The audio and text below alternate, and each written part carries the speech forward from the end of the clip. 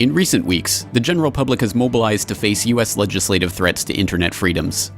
Far from a conclusive victory, however, the death of SOPA and PIPA only highlight the latest in a series of measures that are seeking to create a legal framework for government-administered internet censorship.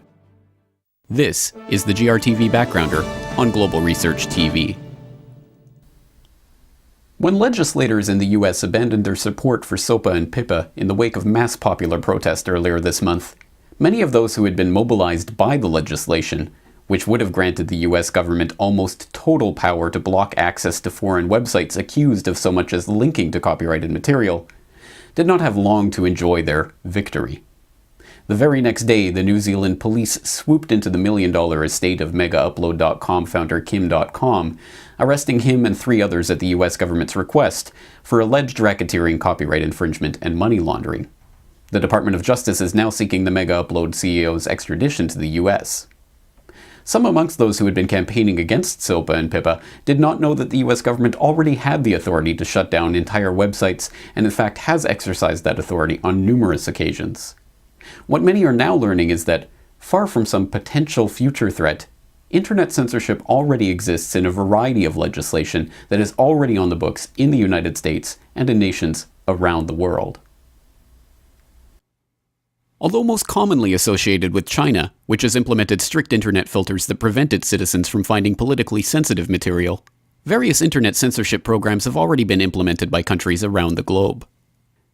In 2010, Japan passed amendments to its copyright law, making it illegal to download copyrighted material.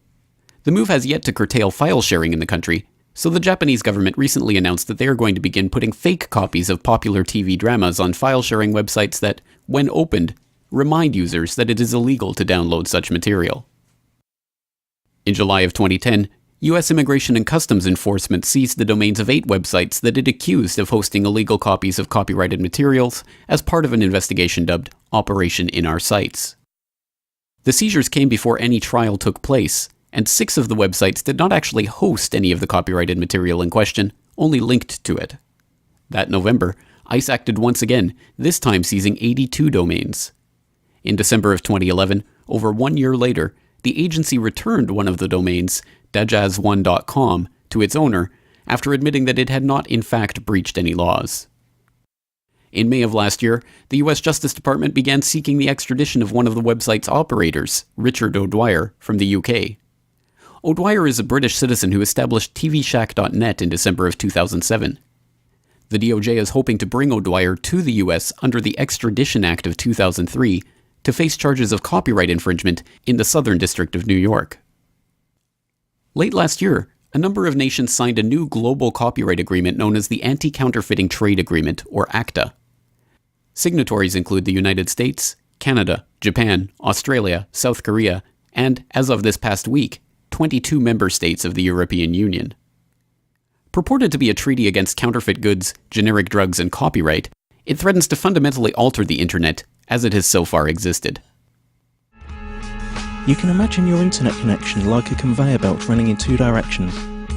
Along the conveyor belt, packets of data are coming in and going out of your computer. Under ACTA, ISPs, the company you pay for access to the internet, will be forced to open up and inspect every single data package you send or receive to look for copyrighted information. Send or receive copyrighted info several times and you could be disconnected from the internet or face criminal charges. That means if you send an MP3 to your friend through an instant messenger, upload a video of a party which played copyrighted music, or quote a copyrighted newspaper article in an email, you're gone. That's it. As if that wasn't enough, the information about the news article you sent via email will be sent to the publisher, and based on their claims you could be fined or sent to prison. When the Polish government announced its intention to sign earlier this month, protests sprang up around the country.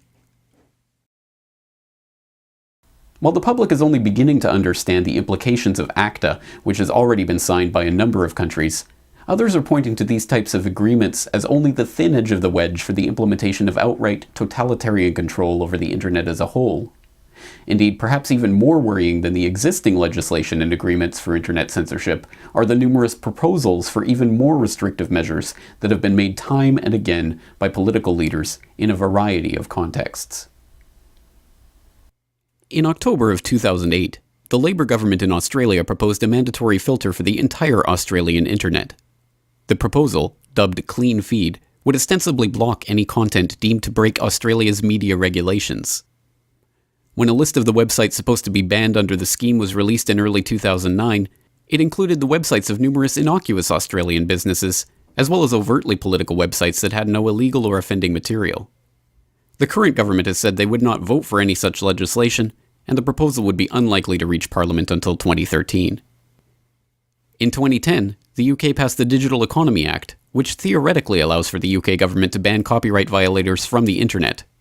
In August of 2011, parts of the legislation proposing the blocking of sites believed to be linking to copyrighted material was declared to be unenforceable and were dropped from the legislation. In March of 2009, Senator Jay Rockefeller opined during a subcommittee hearing that the internet is proving to be such a threat to America's national security that it would have been better if it had never existed.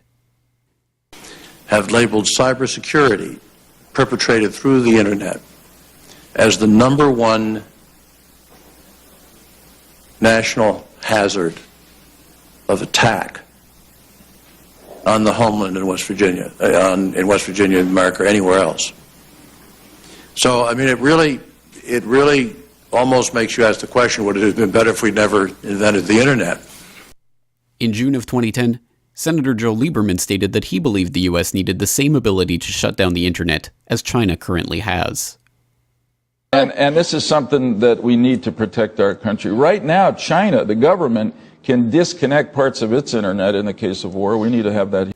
While these proposals are sometimes couched in business-friendly rhetoric about protecting intellectual property, sometimes as a national security question about defending cyber infrastructure from foreign enemies, and sometimes as attempts to protect children or stop the spread of child pornography, the proponents of internet censorship are becoming increasingly honest about their real worry: the free spread of ideas amongst a public that is allowed to choose for themselves what information to believe and what to discard.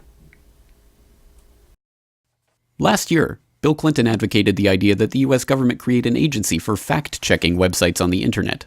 Is there a role for government in terms of ensuring that the information out there is accurate and someone cannot just hurt someone else through their reputation by attacking them with stories? Well, I think it would be a legitimate thing to do, but if you wanted to do it, for example, you wanted to set up some sort of agency that would be a ring the bell, you know, or on heavily visited sites, this allegation has been made and here are the facts. If the government were involved, I think you'd have to do two things. Or if you had a multinational group like the UN, I think number one, you'd have to be totally transparent about where the money came from. Mm-hmm. And number two, you would have to make it independent. It would have to be like an independent, let's say the U.S. did, it would have to be an independent federal agency that no president could countermand or anything else, because people wouldn't think that you were just censoring the news and giving a different falsehood out. Earlier this month, Evgeny Morozov of Stanford, who previously served as a fellow of George Soros's Open Society Institute, wrote an article calling on Google and other search engines to use banners to warn users about websites that are deemed to be pseudoscientific or conspiratorial.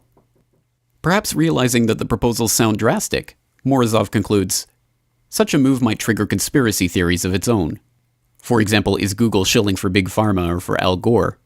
But this is a risk worth taking, as long as it can help thwart the growth of fringe movements. Here we see the real danger of the internet for those who seek to control the spread of information. The internet, like every other medium that has come before it, changes not just the way in which people create, distribute, and receive information, but the information itself. Just as the printing press led to the widespread publication of the Bible in the vernacular, and ultimately to the Reformation, which forever transformed the power structure in European society, so too has the internet allowed the public to receive, correlate, and distribute information that challenges official government narratives in a way that threatens to transform the power structure of our society.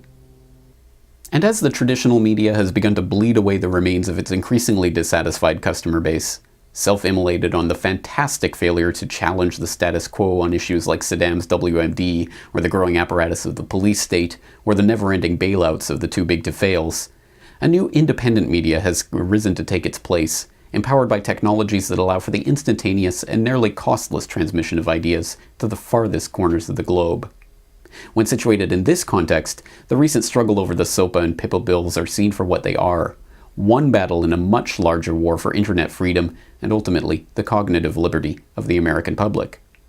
But it is possible to win the battle and yet lose the war, as the millions of mega upload users who just had all of their files seized by the FBI found out the hard way. The only hope is that the movement that has arisen to face this, the greatest threat to the rise of the new era of mental independence, does not wane in the wake of the SOPA and PIPA victory, but instead rises to meet the even greater internet clampdown that awaits. After all the authorities are waiting for is for the public to fall back asleep. For more on this story and other breaking news and current events, please go to globalresearch.ca. For more research and analysis by James Corbett, please go to corbettreport.com.